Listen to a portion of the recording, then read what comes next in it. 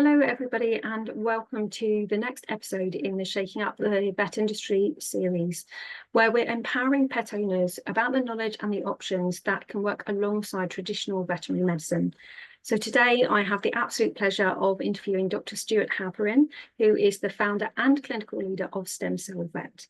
So he's going to be telling us today all about it, what stem cell therapy is, how it works, what it does, and much, much more. So thank you for joining me, Stewart, and welcome. Very welcome. Nice to be here. Thanks for having me on. Thank you.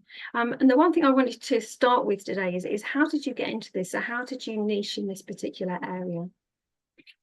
So I went to Edinburgh University to study to become a vet for 5 years. I did this internship in small animal medicine and surgery in Canada, and then came back to the UK and worked in primarily emergency and referral centres in central London. And I became a vet because, well, I was good at sciences and I understood that kind of Western medicine. And also when I was a teenager, 12 or 13, we had a dog, a family dog called Benji.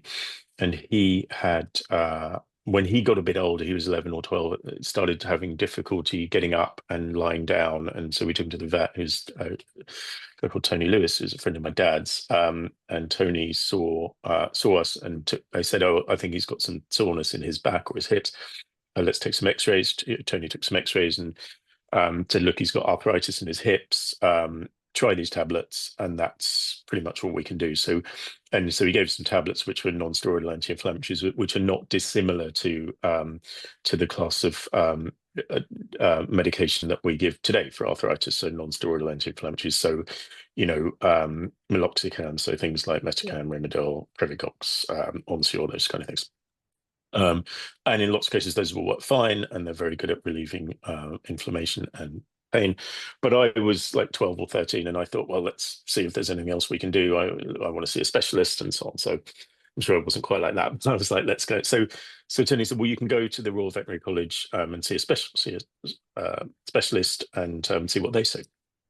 So we went up to the Royal Vet College, which wasn't too far from where we were living, and but we're still in Camden Town where it is today, and saw a specialist who put the X-ray. In those days, you still had a light box. We got digital X-rays now, but put the X-rays on the light box and said, yes, he has got arthritis in his hips, and there's nothing more we can do. And I thought, because I'm a kid, right? I was like, but you're a vet. There must be something more you can do, because you. And so, when I became, and it's not the only reason that I became a vet, but it's definitely something that stuck with me. Which was, look, are there other things that we can do? And it's not to say that there always are, and it's also not to say that Tony and the specialists we saw at the Royal Vet College weren't right at that time with the tools that we had in those days. This is obviously quite some years ago now. But so Stem Cell Vet really is what we call like a 360 degrees or an all-round multimodal arthritis practice for almost exclusively dogs. We do see some cats, and I'll talk a little bit about that later if we have time. But and the reason, our sole primary purpose is to help the dogs that come into our care become as pain-free as we can make them and as mobile as we can possibly make them. Okay, and why this is important is because lots of the dogs that we see, the owners think, all vets have told them, and I will come back to that in a second, look, he or she is just getting old, and there's nothing more we can do but try this medication or these monthly injections work. And there's nothing wrong with that at all. It's just that there is a distinction between age and pain, right? And just because a dog is getting older doesn't mean that they have to necessarily be in pain. Okay. And so whilst our intention is to help the dogs that we see become pain-free and mobile, we also try and suggest that there is usually something we can do. Okay, now in conventional therapies, of which there are a large number, and I'll list some of them. So we talked about non-steroidal anti-inflammatory medication, and there are monthly injections like monoclonal anti-nerve growth factor monoclonal antibodies such as Librela. There are other kind of monthly injections and things like Cartrophin and so on. There are supplements, glucosamine, chondroitin, and so on.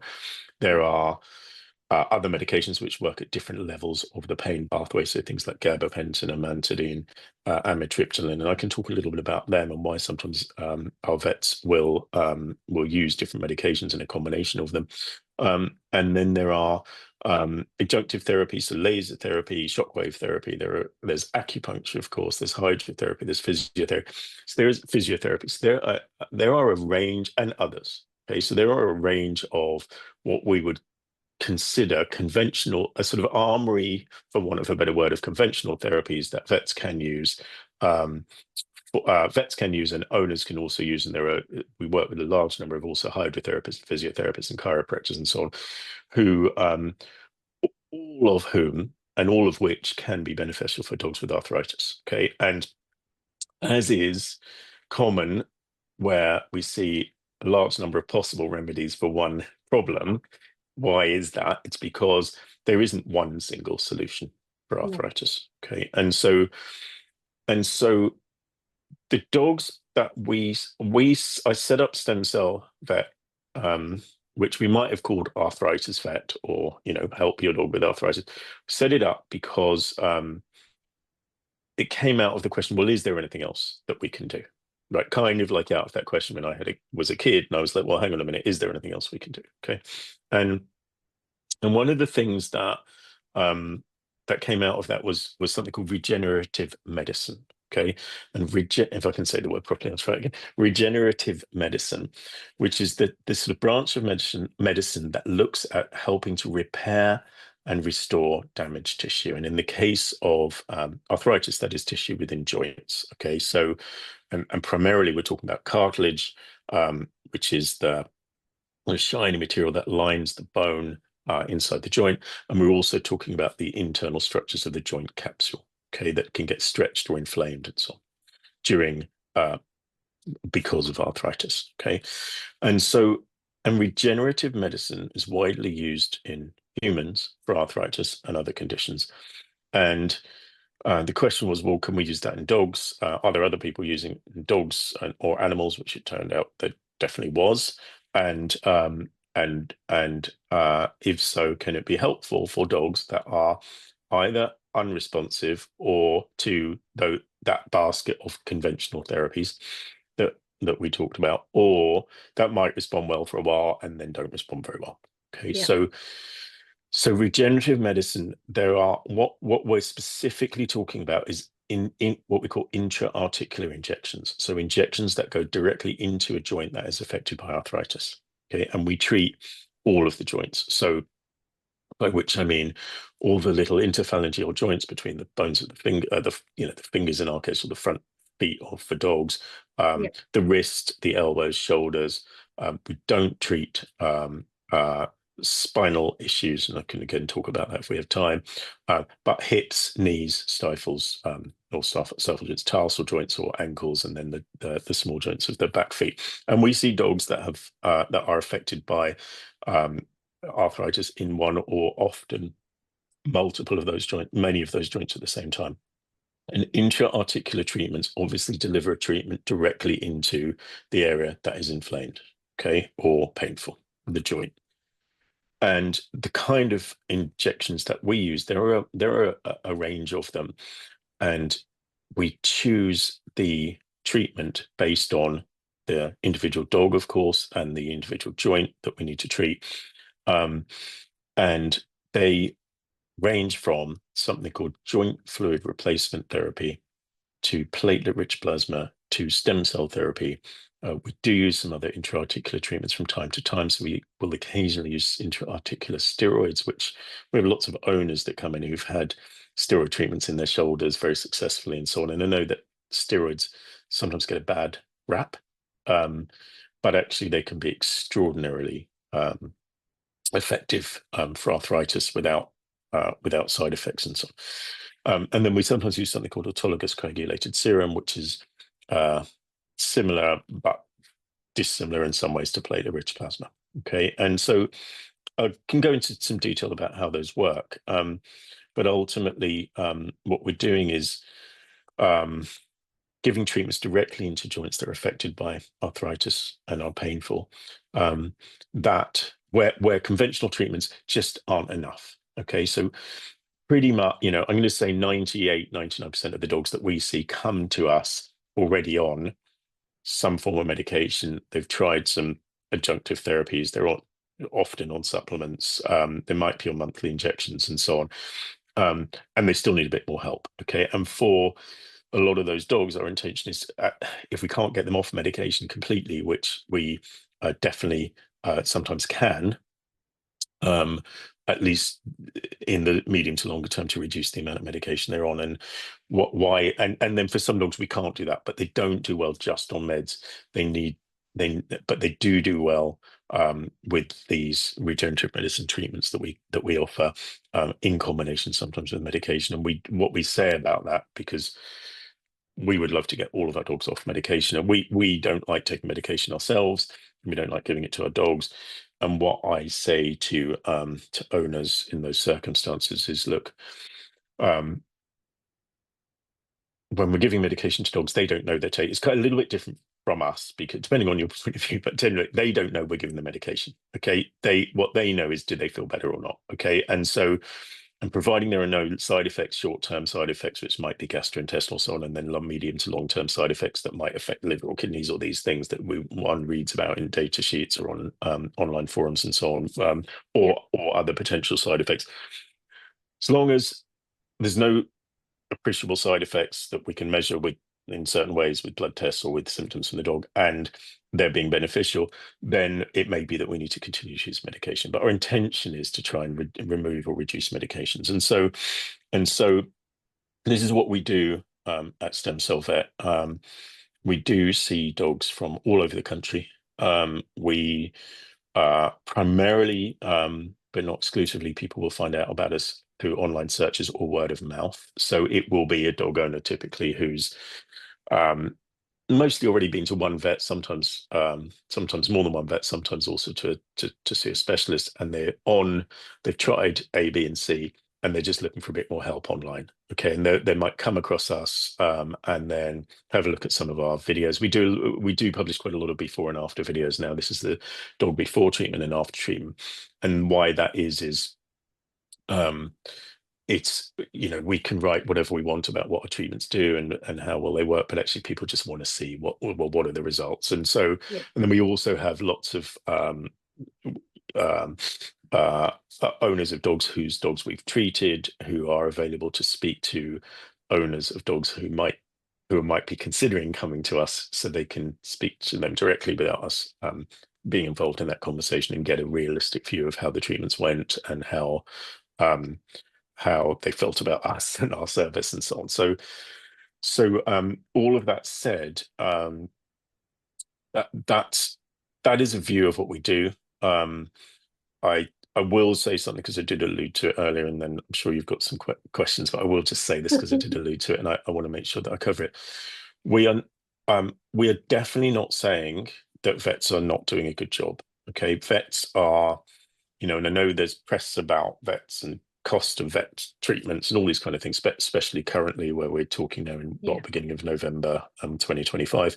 I will say this, that my experience over decades now, I suppose, of working in clinic and working with hundreds of vets and also employing lots of vets, and is that pretty much almost exclusively vets are people who want to work with animals. They've studied really hard to be able to do that. They're trying to do a good job. They are, in a first opinion practice, starting work at 8 a.m., seeing consultations 15 minutes apart. The first one might be a family with a new puppy, and the next 15 minutes later, they might have a dog that needs to be put to sleep for various reasons. And then 15 minutes later, they might have dog that comes in with a bleeding paw, and then 15 minutes, and it's, if you imagine that for 3 hours, and then they've got to go and do surgery, which is highly technically skilled. And then they've got to write all their case notes up and make lots of phone calls back to owners for reporting blood tests and x-rays, and owners getting irate because they haven't been called when they said they would be. And then they start consulting again, this is a typical first opinion practice vet's day, or many of which I've done, and then start consulting again at 3:30 or 4 p.m. for another 3 hours, 15-minute slots. Well, that's okay for a day or two or a week or two or a month or two, but it is extraordinarily high pressure. And we are, and it's dealing with biological systems and medicine. So it's not, every result isn't absolutely predictable. Like if you do A, it's likely that B will happen. So if we treat like this, it's likely that that will happen. But no, it's medicine, right? So no human doctor or veterinary professional will be able to give an owner an 100% guarantee that that will be the result in many cases. And so it's handling owners emotionally. It's obviously treating animals with under their care with respect and care and professionalism and constant decision making. And it is a highly skilled and also highly stressful job. Okay, and so I'm going to say that first, and then I'm going to say that for dogs, the dogs that we see with arthritis, it just takes more than a 15-minute consultation to work out what's best for that dog. And so it's not, so none of this is saying that that we're any better or worse than anyone else. It's just how we are set up is that we, each of our vets, of which there are 4, like highly trained stem cell vets, will dedicate an entire day, or they have a little team that dedicates an entire day to each dog that we see. Okay, and there's a process, defined process that happens through that day, consisting of a number of consultations, obviously full like clinical health exams, orthopedic exam, neurological exam, and then assessment of treatments, and then to go and carry out those treatments, and then to explain what we did and decide on ongoing care and so on. So these things just take time to get them right, and so almost always, not always, but almost always, we'll see a dog that comes in because he or she's got a left fore lameness, and the primary vet has diagnosed a problem in the left elbow. And when we'll see that dog, we have after our examinations, we will find, and we have a stance analysis test that checks how much force is being produced through each leg. So we might find out, well, okay, he's not putting much weight through his left fore, and we get that because we know his elbows. There's an issue with his elbow, but why is he not putting much weight through his left hind? Is there a problem there? We almost always find that we need to treat more than one joint. And if we do, we'll do it on the same day, because people often travel distances to see us. And also, we don't want to treat one joint and that they're doing well, but 3 months later, then, owners come back and say, well, why didn't you treat his left hip? So it is a process that takes time to get it right. It's individual for each dog. Each dog gets obviously individual treatment and an individual treatment plan. And it's just something that needs to be set up in a systemized way, in a way that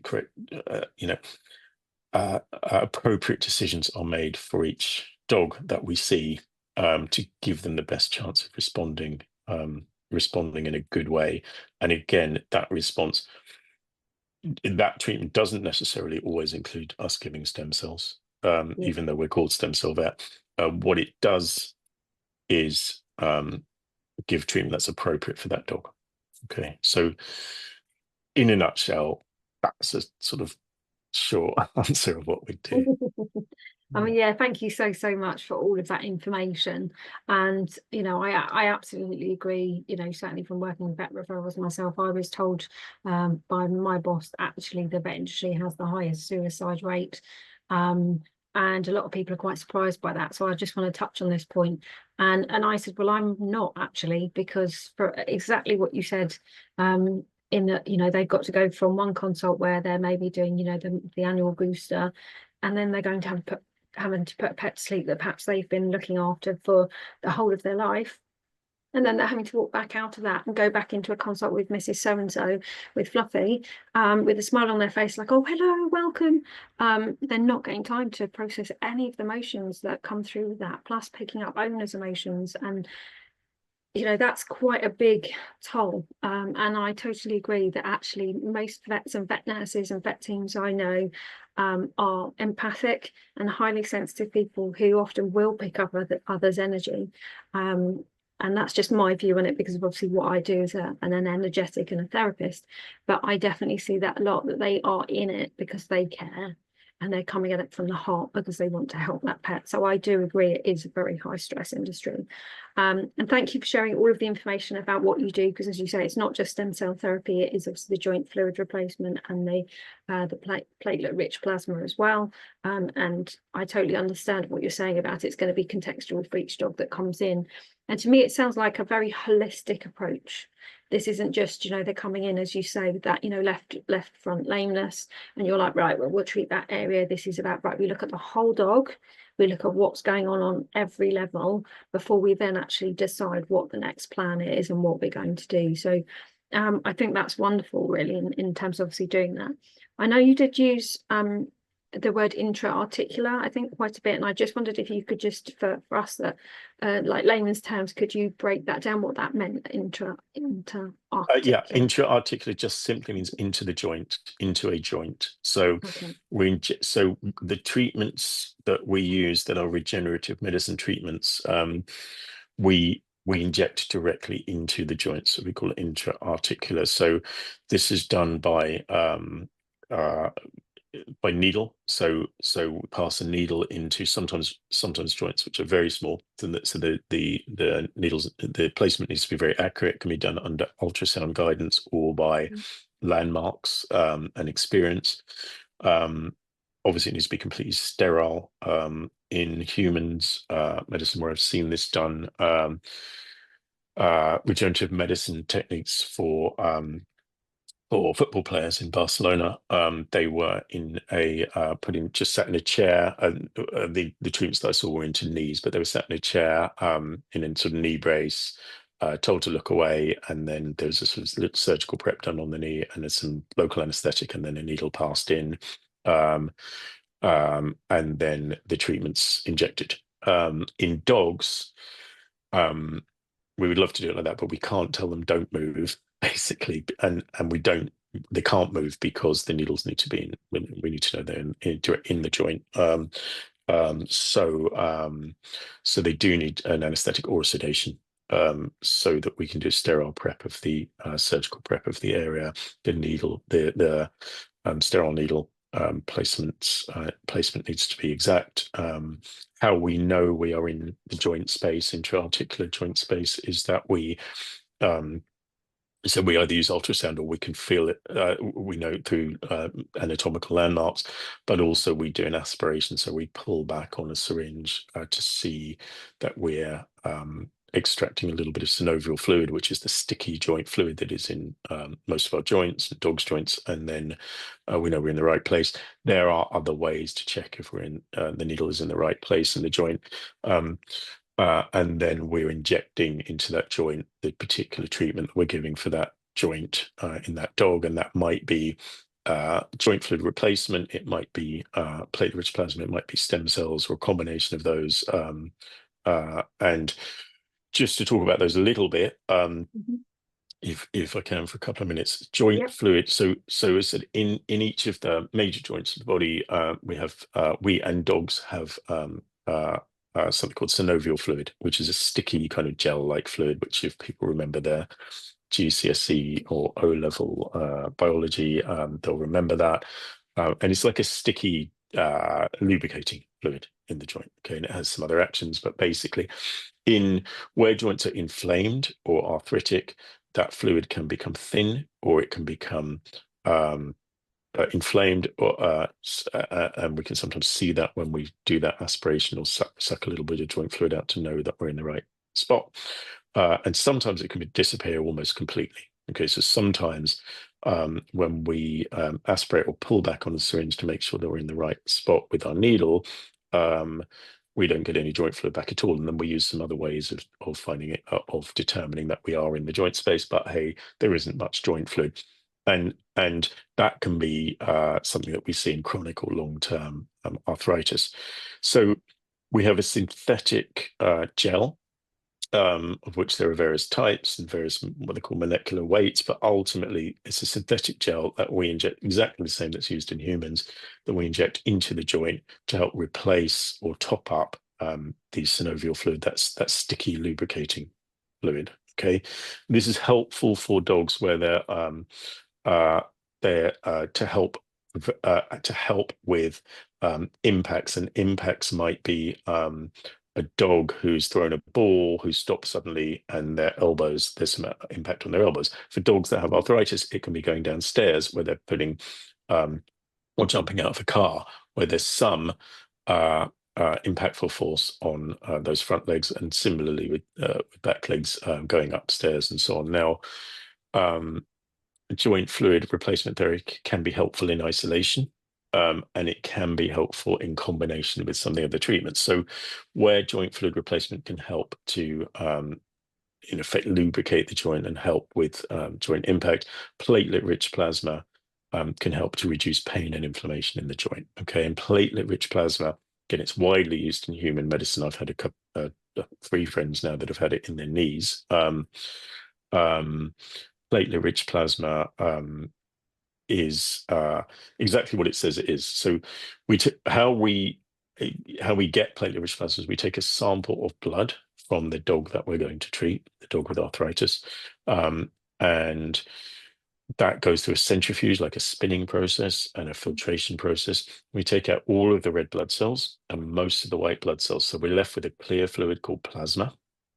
Once the red blood cells are taken out, that's rich in a white blood cell type of white blood cell called platelets. Okay, and platelets are conventionally known to be helpful in the arena of blood clotting, but actually, so if we have a little bleed or a bruise, platelets come to the site and help to repair that.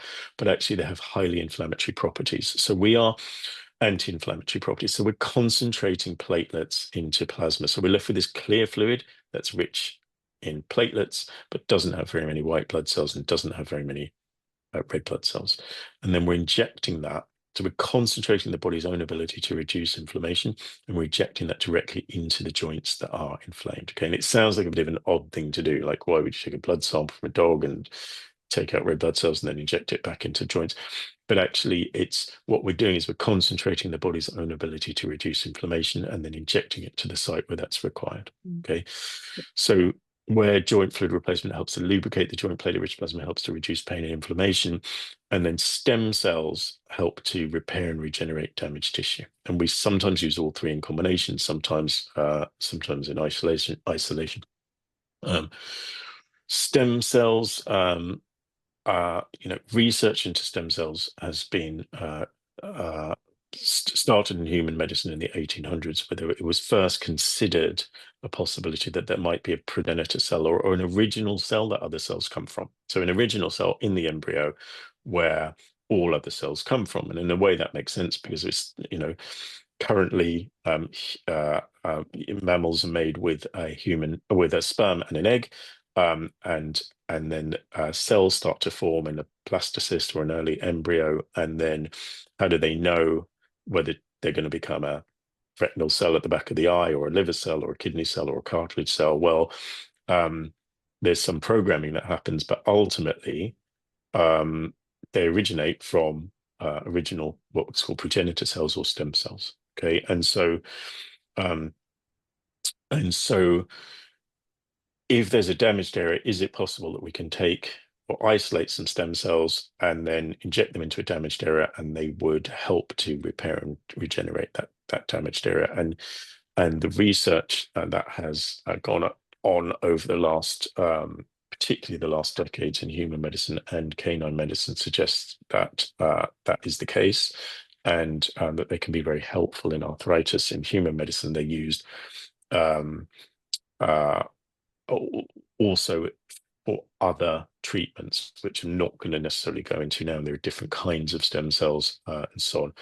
But the type of stem cells that we use in dogs are called mesenchymal stem cells, and they and how we use them at Stem Cell Vet is that we take a sample of fat from the dog's own fat, the dog that we're going to treat. We take the sample of fat. We used to take bone marrow, but actually, it sounds a bit counterintuitive, but we get more cells from fat, from the blood vessels surrounding fat cells anyway, than we do from bone marrow. And we take this from just inside the dog's tummy. These are sent to our lab. The fat sample is sent to our lab. The lab will grow, or what we call culture, cells in the millions, depending on which joints we're going to treat and how many joints we're going to treat, and then check them for sterility, that they're sterile, there's no bacterial contamination, that they're viable, so that they're working, and obviously cell counts. We use certain numbers of cells at Stem Cell Vet for different joints, and then they are sent back to us on cold storage. It takes about 28 to 30 days. The dog will come back to see us and we'll inject those stem cells directly into the joints that are affected. And that's how we do our treatments. We have a very sort of robust follow-up process for dogs that we see, so we don't then just send them off into the wild and never hear from them again. We've got a very strict follow-up process, and we also want to collect data about how our dogs are doing after we treat them.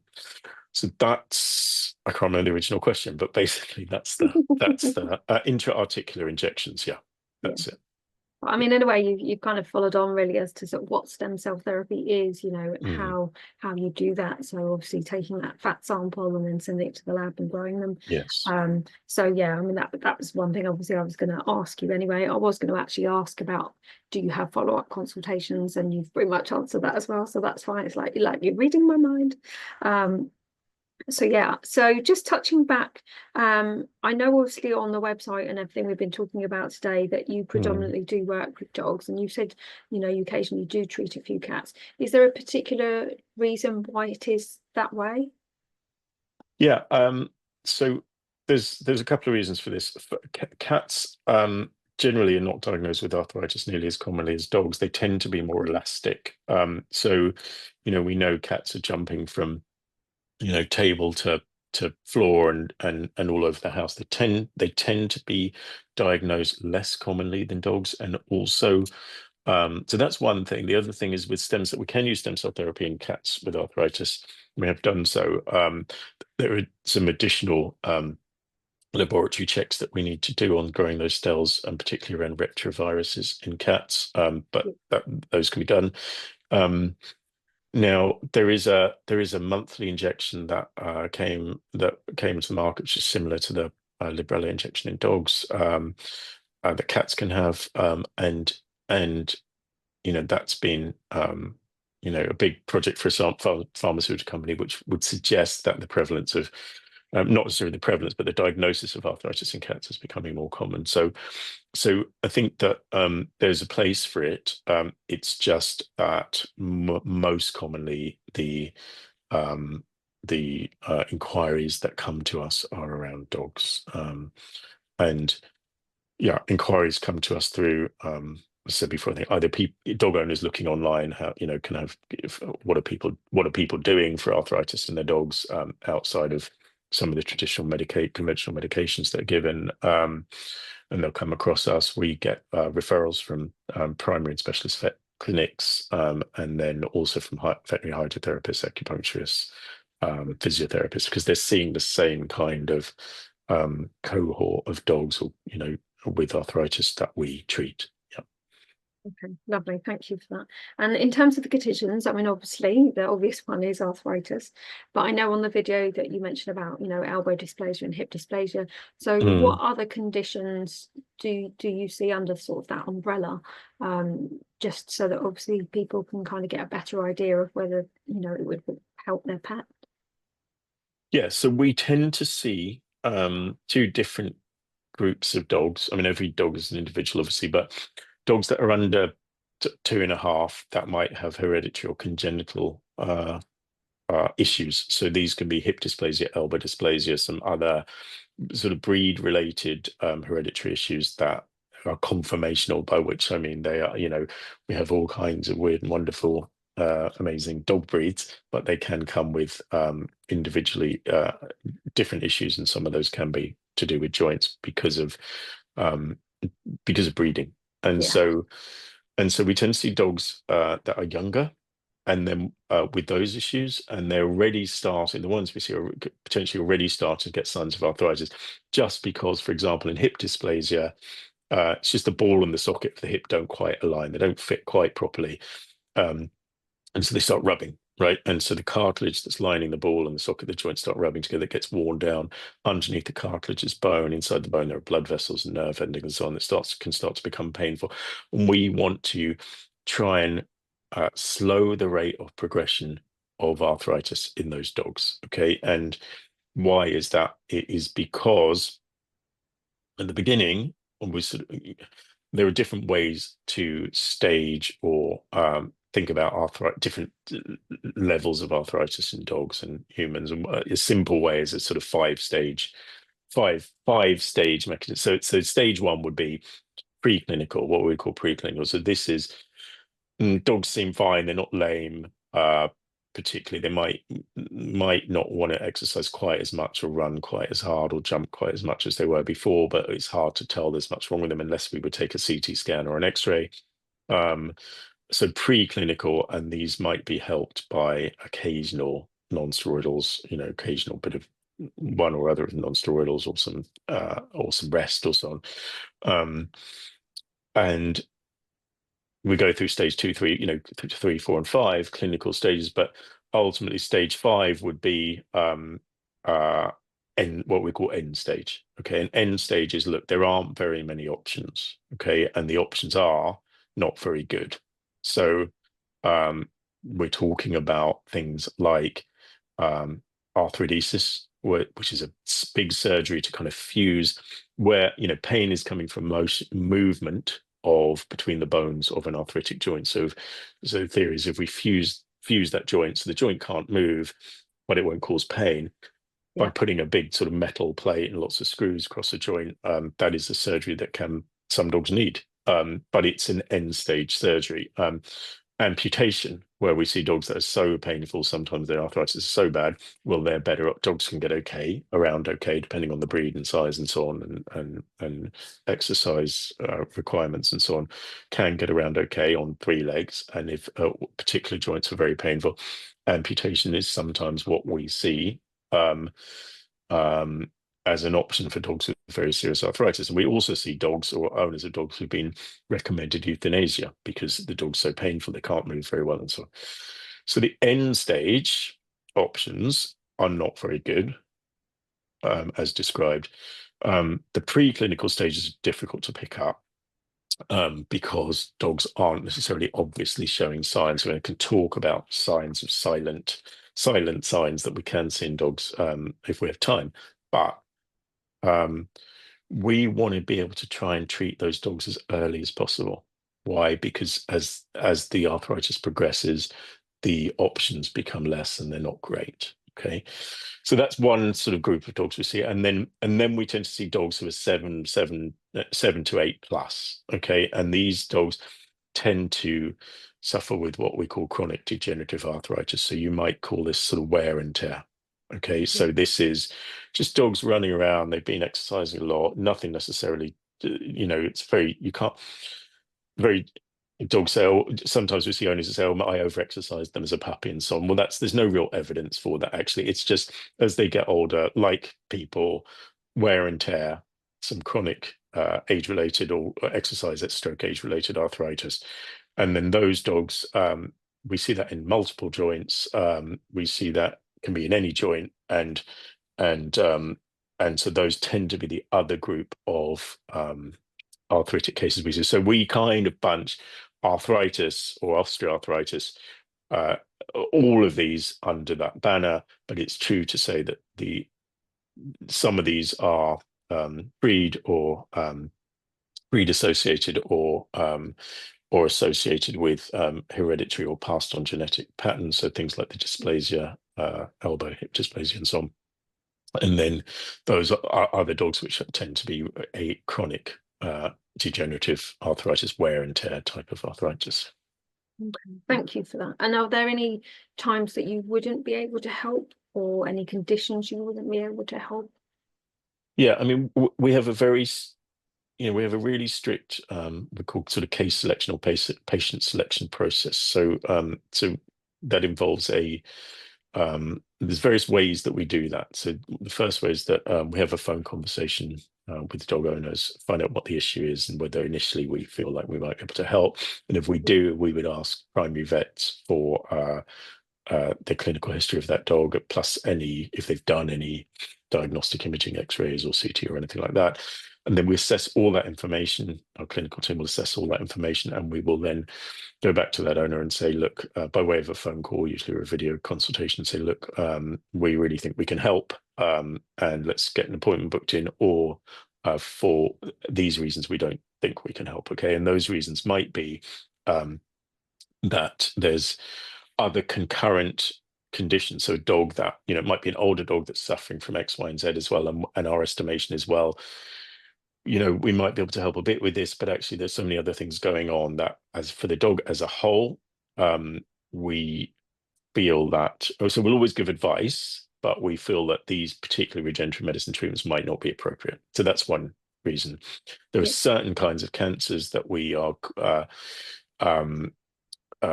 theoretically cautious about treating alongside stem cells. I say theoretically because there's no hard evidence for it, but using stem cells together with certain kinds of active tumors, we're cautious about, but there are other treatments that we can use, platelet-rich plasmas and so on. And so that's one way. The other way is that people can just come onto the website and book a consultation with us with their dog, which is a 2-hour consultation, which we've just launched. Is £250. They'll come and see one of the stem cell vets, meet us, have all the questions answered, and then we'll go from there effectively. And then we are going to, though it's not live yet, just initiate a sort of 20-minute sort of Zoom sessions, which I think are going to be £50 with myself or one of our vets, so that people can meet us, get an initial idea of what of whether this might be something that we can help with. Usually for dog owners with dogs with arthritis, we can help in some way. Okay, so and that might not be that they get stem cells, but it might be that we have experience enough now, having treated close to 1,500 dogs with stem cell therapy or some of our regenerative medicine treatments, that we can generally help in some way. Yeah. And I know from the video, it says like 90% of the dogs that you do treat, show improvement. I think it was in 12, or within the space of 12 weeks, can be sooner than that. So it's obviously got quite a high rate of this, as you say, this working, and it being a treatment that works for the majority of dogs that come to you. Yeah, so our results, so we're ongoingly analysing our data. So there's different ways of measuring how well dogs are doing. We try and, we follow up on our cases. We try to get an objective view, because of course dog owners want the dogs to get better. We want the dogs to get better. And so one way is to obviously ask owners how the dogs are doing. Another way is to see videos of dogs before and after treatment. Another way is to have dogs back in to repeat stance analysis to see if the results from the stance analysis are getting better. And we've looked at various other options, like using activity monitors before and after treatment to see how active the dogs are, even if they're not running around the fields where they were almost unable to walk before, but even how much they move around the house and so on. And then there are more objective measures, which are quality of life questionnaires and arthritis questionnaires. And even though they are filled out by owners, they are qualitative in the sense that that they have been studied. One is Liverpool University derived osteoarthritis questionnaire. The other is arthritis questionnaire. The other is Vetmetrica quality of life questionnaire. And these basically produce us with a number, and that number, depending on what that number is, and how different it is from previous numbers, and going forward, future numbers can give us an indication of how significant, whether there's improvement, whether things have got better, whether things have got worse. If they've got better, or worse, how significant that improvement is. So we use those, and we try and collect as much data as we can. Not everybody fills out all those questionnaires. Not, we like to see our dogs back, but we often don't see them back because they're doing well in most cases, and so on. That's good. Is it a perfect world? No. Does every single one of our dogs do as well as we would love? No. But do we do everything in our power to help those dogs to improve? Yes, absolutely. Whether that means seeing those dogs back, repeat treatments, adjusting medication, all those kind of things. So we do our very best to help dogs, and in the majority of cases, they do really nicely. Yeah. I mean, to me, as a therapist, I do like clinical inventories, and I often get somebody to do that, but in their first consultation or sometimes prior, and then we'll do it, X amount of time down the line whenever we feel that's suitable. So I can totally understand, obviously, doing that, as you say, to assess the quality of life before and after the treatment, and then further down the line, is a way of doing it, because, as you say, I know it's subjective because the owners are filling that in, but the thing is they're still going to hopefully fill it in the same way they would have the first time. In terms of that same question, they'll perceive it in the same way, and then obviously rate it in that sense. So and again, as activity monitors, so I can definitely see where you're coming from with that. So that's good that, as you say, there's specific measures that you can use to obviously assist in that evidence as to how it's working with each individual dog. And thank you for explaining sort of really the consultation as well, because that was something I was going to ask you as well, is how long is the consultation, because I think it's always nice for people to know. And in terms of somebody wanting to come and see you, so there was a couple of things I wanted to ask. So first of all, in terms of the financing, do you offer 0% finance or payment plans or anything like that? And also, actually, for somebody to come and see you, I think you did briefly touch on it a little bit earlier on, is do they need to be referred by their vet, or can they literally rock up to your website and go, actually, I think this would help, I'm going to contact you, and kind of start the ball rolling, and then you contact, with their permission, their primary vet, and then, as you said earlier, they send over the history and the diagnostics? Yeah. So yes to all of those questions. So yes, we do offer a 0% finance facility that can be over 12 months or 20, I think up to 36 months, so people can spread the cost. I will say that most, but not all, insurance companies cover some or all of the cost. Okay, so if people listening do have insurance, then I can't tell you specifically who those companies are, but one of the ladies in our office deals exclusively with that. So we can advise you about that, and also help with getting pre-authorizations and so on from insurance companies. And do you do direct claims as well? And could you, sorry, just for anybody that doesn't know, could you also explain what you mean by pre-authorization?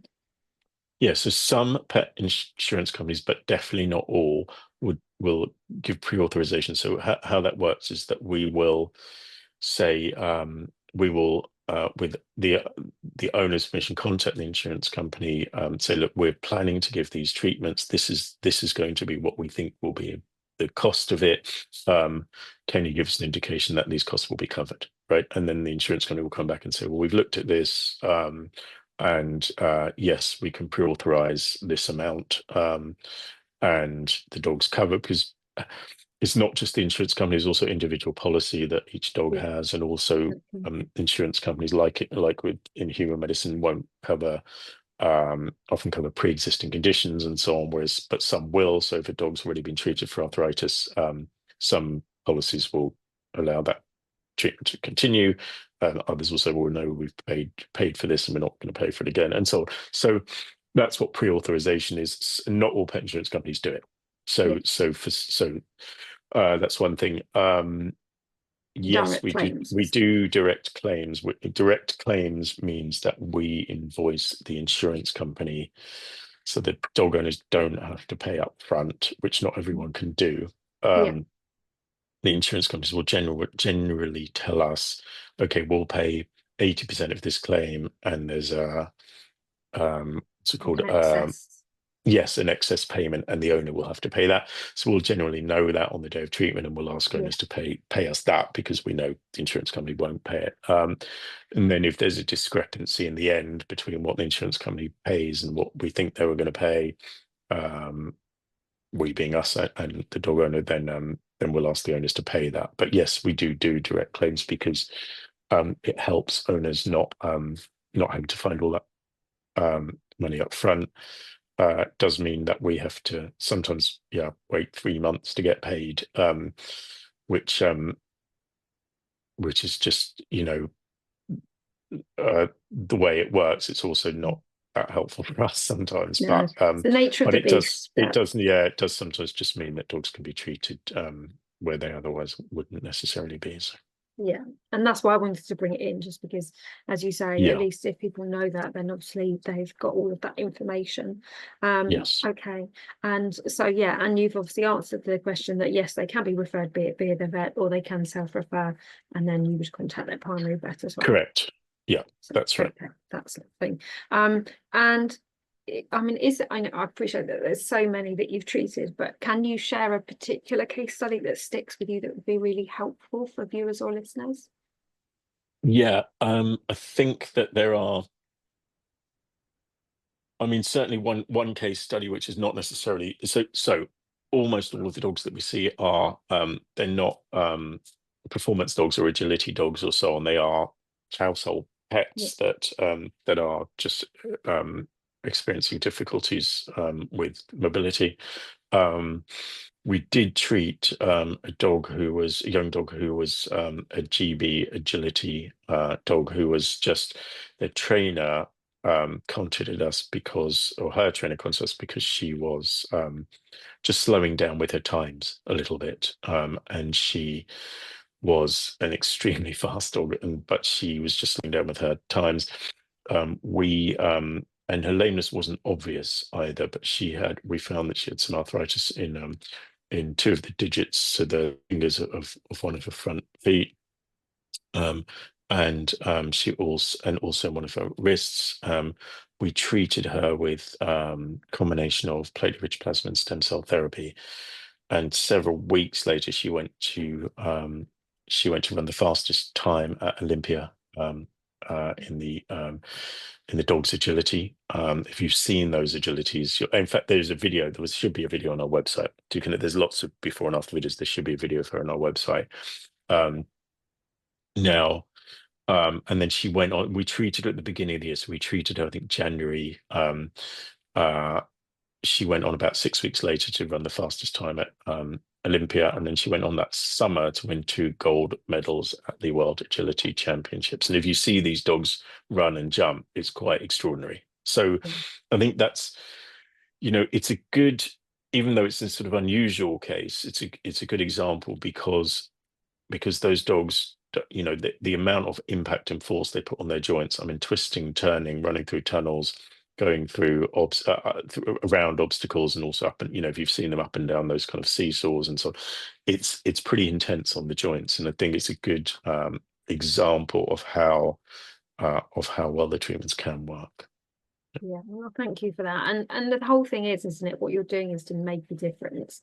And in that case, it was a very special difference. I mean, obviously for dogs that are just just being domestic and just obviously living their life, it can make a huge difference to their owners and to the dog's quality of life. But to hear obviously that dog has then gone on to win gold and be able to continue what they love doing, because I often, well, not often, but I do sometimes work with clients where that that pet is no longer able to do what they can do because of age and ailments and things. And you can see that the same as us, when we can't do things and we get that feeling of depression, that actually it does affect them. They do start to lose that purpose. So I think it's lovely that they were able to continue that. So thank you for sharing that with us.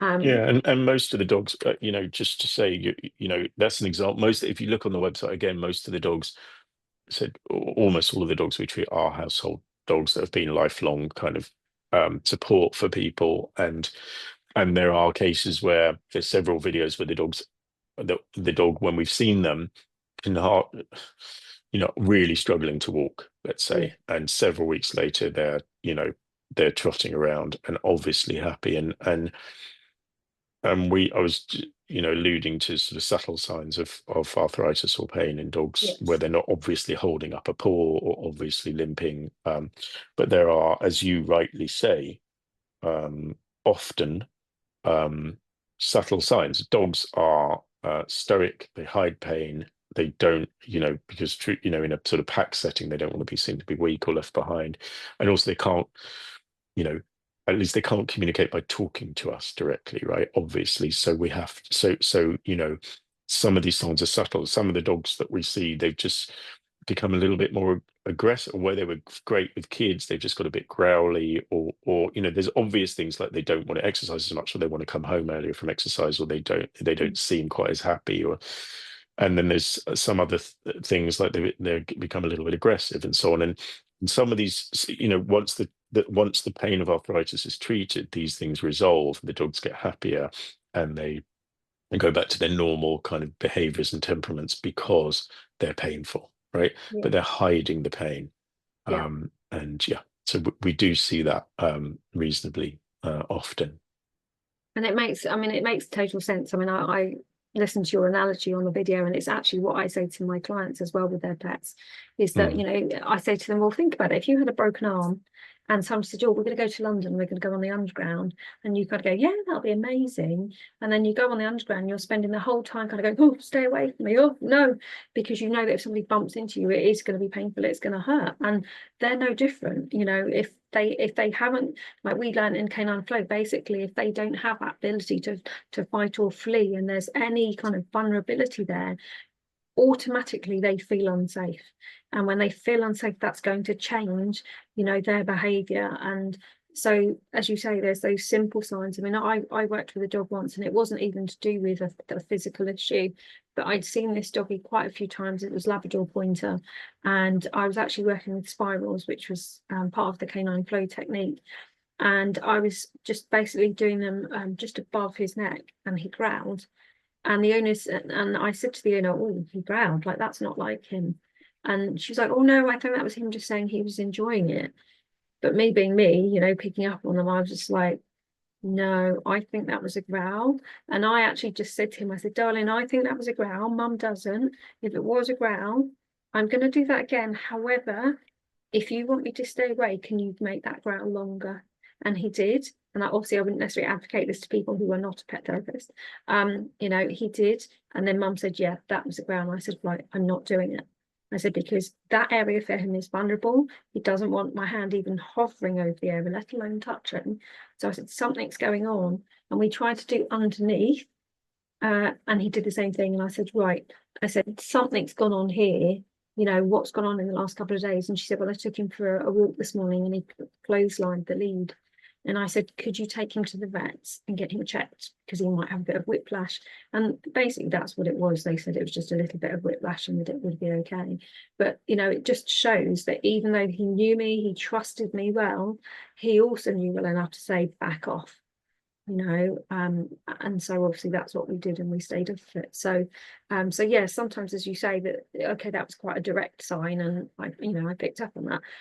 But sometimes, as you say, it can just be that somebody's asking them to get off the settee and they're reticent, and somebody might be seeing that as the labels that people do, naughty, or they're just being disobedient and the rest of it. But actually, it might just be down to pain, that they're like, actually, or it's actually going to be more painful to try and get up and get off the settee than it is just to stay where I am and have you admonish me. So I think it is Right. Yeah. It's Absolutely good to share that with people. So obviously we're coming near to the end now, so just a last couple of things. So is there any last message that you would like to share with the viewers and the listeners? I would just say, yeah, if you're worried that your dog has arthritis, your vet's told you your dog has arthritis, and they're still struggling a little bit, you're not sure if they're uncomfortable or not, just come and see us. So the initial consultation is really helpful. It's really good value in terms of the time that we take to with you to get a sort of full understanding of what's been going on, and then, you know, really thorough examination, and then advice. And that advice might be home environment or nutritional, or, you know, might be around Exercise. medications or supplements. Yeah, and it may be, okay, you know, we do think he'll benefit from some of the treatments that we give, whether that's some joint fluid replacement, platelet-rich plasma, or stem cell, you know. But I think an initial consultation is really valuable. And so just get in touch with us. And also, yeah, you can do that there's a web form you can fill out. You can just book an appointment. When you do that, we will ask to contact your primary vet, so we get clinical history. So we, you know, obviously add a professional responsibility, and also so that we know exactly what's been going on as far as your vet's visits have been concerned, and then we go from there. So I think it's just to say, yeah, if you want some help, we're here, and we have a lot of experience. Yeah. And just touching on that point, so when they've seen you, do you then send what I call a referral report back to their primary vet to let them know obviously what's been done? Yeah. So we do. So we involve primary vets so that they're in the loop, so we know what's being done. And also we want to work with primary. We get referrals from primary vets as well, so they will send us, you know, dogs that they see that they might need a bit more attention or so on. And so we have a very good relationship with primary vets. But yes, so each time we see a dog, the primary vet will get a summarized update of what we've been doing, and we can send full clinical notes across as well, depending on the case and what's required. Yeah. Okay, that's I thought you would, but just obviously so that people could know. So with regards to contact information, so how can they contact you? So website, generic email if there is one. Yeah, so the easiest way is to go to the website. You can phone the clinic. There's a form you can fill out on the website, and we will get back to you usually within 24 hours. And there's also click to book appointment if you'd just like to book an appointment without necessarily speaking to anyone first. Just to get an assessment, you can pick a time slot that's allocated and just do it that way as well. You can also ask your vet to refer you if you like. So there's all of those ways. Yeah. Okay, lovely. So just for everybody listening, so the website is www.stemcellvet.co.uk, and I will also put that in the description as well, so that people have that information so that they can get hold of you. So thank you so much for everything that you shared. It was a very in-depth interview today, so thank you for your time and your energy, and I hope that this helps all our listeners and our viewers feel much more empowered with all of the different options that they've got to help their pets. Yeah, you're very welcome. Thank you. Thank you.